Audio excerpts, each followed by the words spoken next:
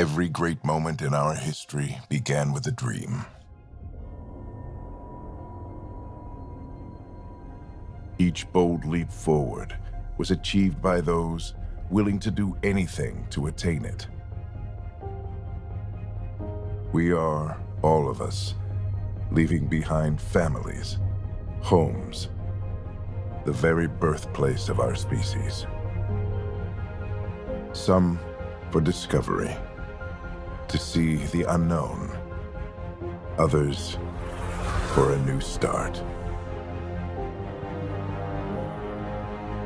But today, whatever our reasons, we take the first steps toward a new future for humanity. Today, we begin to make our dream reality.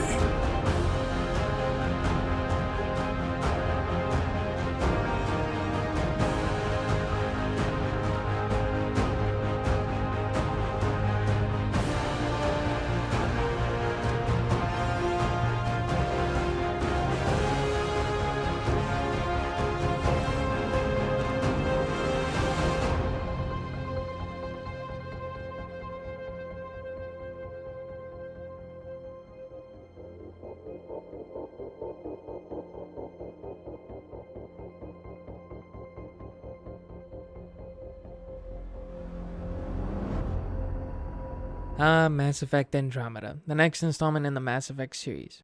I just finished my first ever playthrough of the Mass Effect trilogy. By the way, you can check out my experience with it in my last video. And I was left wanting more. I went into Andromeda hoping it could capture the storytelling, intense combat, and character depth that made the original trilogy so memorable. I heard about its rocky launch and infamous bugs, so I kept my expectations in check. But I was still excited to see how a story set 500 years into the future would compare. Let's start with first impressions. Right off the bat, the opening cinematic grabbed me, setting up a new epic chapter in the Mass Effect universe. But soon, things started to feel off. The animations, especially the faces, felt awkward. Eyes would look slightly off, or expressions would linger just a second too long, breaking the immersion. It reminded me of some of the stiff animations in the original trilogy, but the emotional depth was usually there. Here, it felt like the humanity in the character was muted. And after about an hour of gameplay, I'll be honest, I hated it. And if you were watching my stream at the time, you probably heard me say it out loud. It's when do rock. I don't like this game. It wasn't the story that turned me off, it was the combat and those nagging animation issues. Initially, combat felt disorienting, and I realized it was because of both motion blur and depth of field. Side note, in fast-paced games like this, motion blur and depth of field don't help at all. Our brains handle those things naturally, so it's best to keep them off if you want a clearer experience. Side missions early on were also frustrating. There were times when the mission markers went missing and the map layout, especially on the Ark, was confusing. A better map system would have gone a long way here, and instead, I found myself running in circles struggling to figure out where to go. Eventually, I got used to the combat, and once I did, it became a lot more enjoyable. The ability to upgrade companion skills helped give me more control in fights, making each battle feel more dynamic. One thing that bugged me though was the use of consumables. They gave temporary boosts or upgrades, and I wish they'd been in attachments you could keep on your weapons or armor permanently.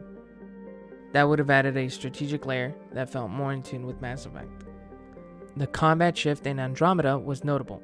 In the original trilogy, I had direct control over my squad mates, abilities, and positioning.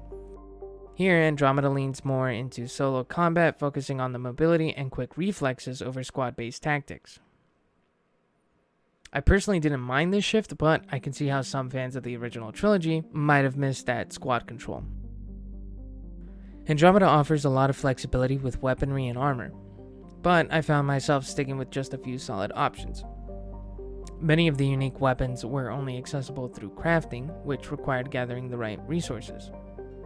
I didn't spend much time farming for materials, I just picked up what I found along the way. That said, there was one weapon I specifically crafted, the Sweeper. This plasma gun doesn't require reloading, which was a game changer in fast-paced battles. Outside of that, I didn't bother much with the crafting. If I found a weapon that seemed better, I'd switch to it rather than invest time in gathering resources. Same with armor. I found a set that matched my style and didn't feel the need to switch things up. Now let's talk about the story, because for any Mass Effect game, the narrative is a huge part of the experience. So going in, I had some expectations. The story overall was decent. I'd give it a 7 out of 10, solid but not groundbreaking. The companion quests were well done and added layers to the experience, giving me some of that Mass Effect depth I was hoping for. One of the main issues with the story though was the companions. I didn't find PB or Cora particularly likable, and I struggled to warm up to John. However, I enjoyed Vertra, who I romanced, and Drac ended up being a standout character to me. Some others like Jill, Callow, Suvi, Lexi, and Liam felt just okay. Nothing terrible, but nothing that stuck out with me either. I just didn't connect with the crew in the same way I did in the original trilogy. Another noticeable difference was the choice system. Unlike in the original trilogy where each decision carried significant weight, the choices in Andromeda felt less impactful, often having minimal effect on the story or relationships. This simplicity wasn't necessarily a bad thing, but it did take away some of the tension that made decision making so gripping in the trilogy. His greatness, as they do, as one day you will. Except I am gonna fuck your shit up. How's that for great? Pathfinder, I am tracking. On top of that, the pacing of travel across the galaxy was frustrating. It was tedious to select the galaxy, choose a planet, deal with the loading screen, and then another one arriving. This killed some of the excitement of exploring new worlds. The open world exploration was decent, though it could start to feel a bit repetitive at times. One disconnect for me was the sense of urgency in the story about building colonies. The game kept emphasizing the need to establish outposts quickly for humanity's survival, but in practice I could take all the time I wanted, without any real consequences. This took away from the narrative's impact and made the stakes feel less real. The ending was satisfying and it was great to see everyone come together to help Ryder, but it also left us on a cliffhanger, teasing a DLC involving the Quarian ship. What should I be hearing? Sorry, Sam. Active filtering. Protocol what? Processing. Repeating. This is the Arc-Kira Thea.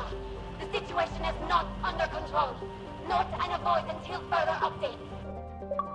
Repeating. Is that? The Quarian Arc. And Elcor, Drell. That would have been awesome to see.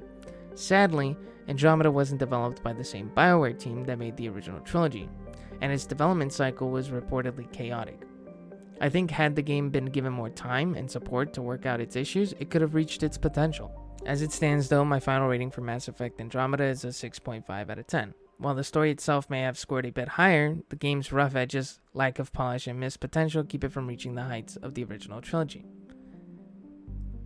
Andromeda tried to live up to the Mass Effect standard, but ultimately couldn't hit the mark. Thanks for watching my video. If you've played the game, let me know your thoughts in the comments below. Did you love it, hate it, or fall somewhere in between? And if you haven't played it, I'd still love to know your take on the Mass Effect series as a whole. Remember to like, subscribe, and hit that notification bell so you don't miss out on my next video.